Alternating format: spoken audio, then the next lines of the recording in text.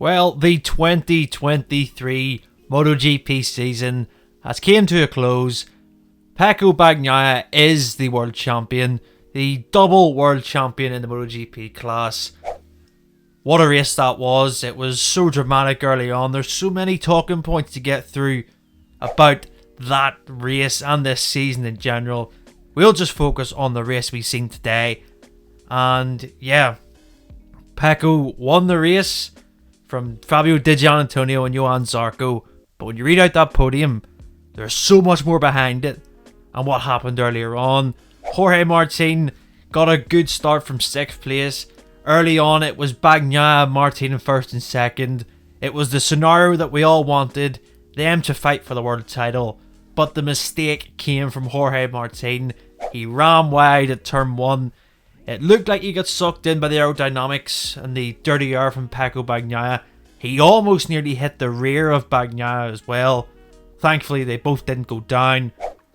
But that is where it all unravelled for Jorge Martin. He dropped back to 6th. Needed to get through a number of riders. He got through and he came to Marc Marquez at turn 4. Tried to force it up the inside when there wasn't a gap. He hit Marquez's rear. And Marquez had an almighty high side. Thankfully, he is okay as well. Martin went down. And that was it. The World Championship was decided early on. So Pecco Bagnaia could just relax. No matter what happened, he was going to be World Champion. But yeah, a sad way to end the season for Marc Marquez. His final race with Honda. All those memories and everything came to an end there. But that's how it is. Thankfully, like I say, he is okay. He isn't injured. Maybe a bit bruised and a bit sore. But we'll hopefully see him testing on Tuesday on the Gresini Racing Ducati.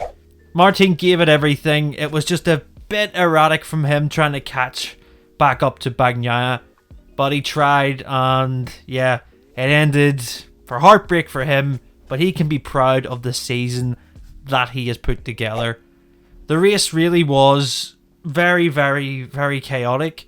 At one point we had the two KTMs at the front. They were leading the way and it was a 1-2 for KTM. Bender made a mistake. He dropped back to 6th. Miller then had a commanding lead but was getting caught by Bagnaia.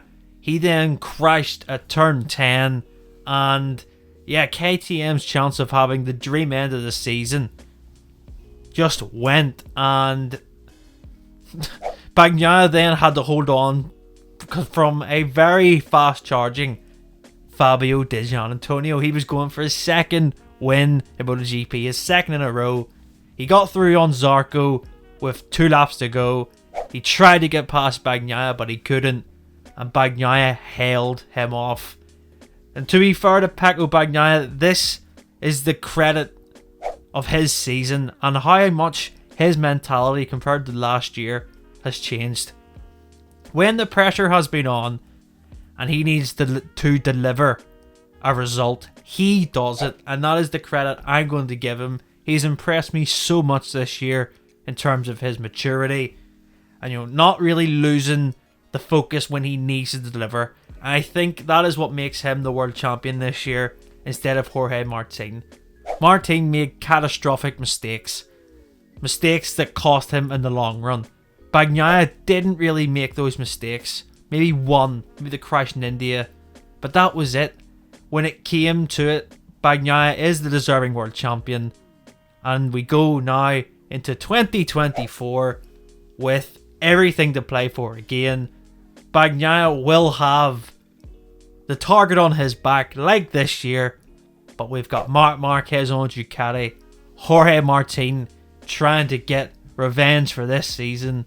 What a season it is going to be next year. Make sure to join us next week when the test is happening. We're going to have plenty of videos out next week covering all of it. Of course, the Marc Marquez riding the Ducati for the first time is going to be the main focus. But we will have plenty of content on social media, our YouTube channels.